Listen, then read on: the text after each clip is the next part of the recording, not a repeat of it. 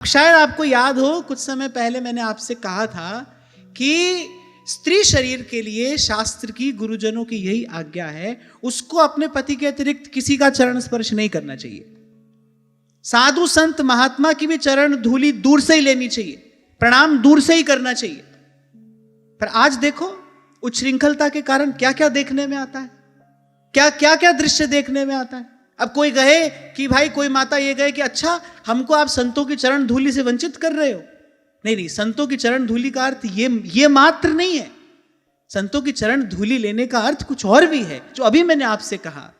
संत के पद चिन्हों का अनुसरण करना, यही उसकी चरण रज को ग्रहण करना है, यही शिरोधार्य करना है। संत की चरण धूलि माथे चढ़ाई जाती है ना, तो जिस मार्ग पर कोई चलकर गया है, बिना बुद्धि लगाए आपने समर्पण किया स्वयं का, आपने उन्हीं पद चिन्हों का अनुसरण किया है, यह है वस्तुतः उसकी चरण धूलि शिरोधार्य करना। तो यहां किसी को किसी वस्तु से वंचित नहीं किया जा रहा है।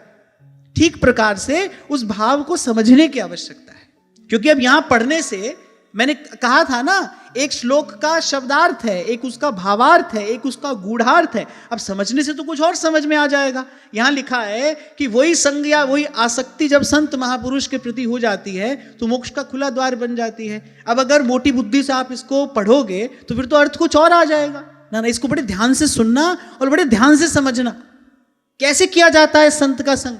इसलिए मैंने आपसे कहा, किसी भी प्रकार की कोई अन्यथा दृष्टि संतों या गुरुजनों के प्रति हुई तो ध्यान रखना, नरक से उद्धार करने वाला कोई नहीं है। सावधान रहना। युग युगांतरों से संतों ने जिस नीति का, जिस नियम का, जिस अनुशासन का पालन किया है, हमारे लिए बदल नहीं जाएगा। हर देश का अपना एक कानून होता है ना, एक व्यवस्था होती है। ऐसे इस देश में, ये जो भजन का, भाव का, भक्ति का देश है, यहां संतों का बनाया हुआ नियम कानून चलता है। हमको स्वयं को उसके अनुरूप बनाना है, हमको स्वयं को उसके अनुकूल ढालना है, वो हमारे लिए नहीं बदलेगा। तो ऐसे किसी भ्रम में ना पड़े रहना। और मैं कहता हूं कि जो स्थान पर बैठा है उसको तो बहुत अधिक सावधान रहने की आवश्यकता है, अत्यधिक सावधान रहने की आवश्यकता है। अभी परसों ही शायद मैं आपको सुना रहा था ना, यद्यपि शुद्धम लोक विरुद्धम ना करणीयम।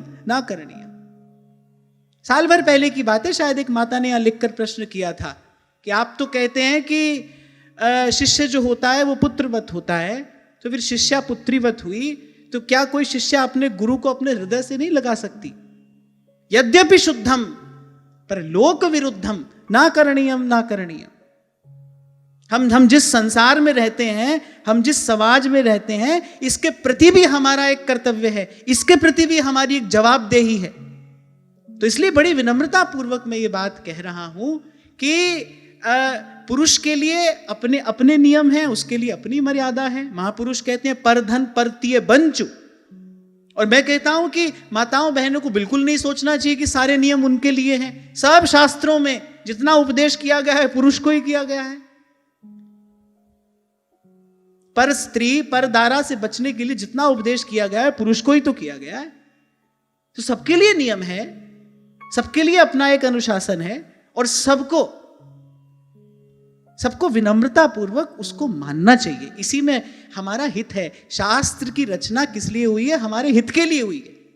हमको बांध कर किसी कोने में डाल देने के लिए शास्त्र नहीं है। हमको अनुशासित करके, हमको संयमित करके, हमारी जीवनी शक्ति का हम अपने उत्कर्ष के लिए प्रयोग कर सके, इसके लिए शास्त्र की व्यवस्था है, इसके लिए गुरुजनों के वचन है, इसको मानना चाहिए।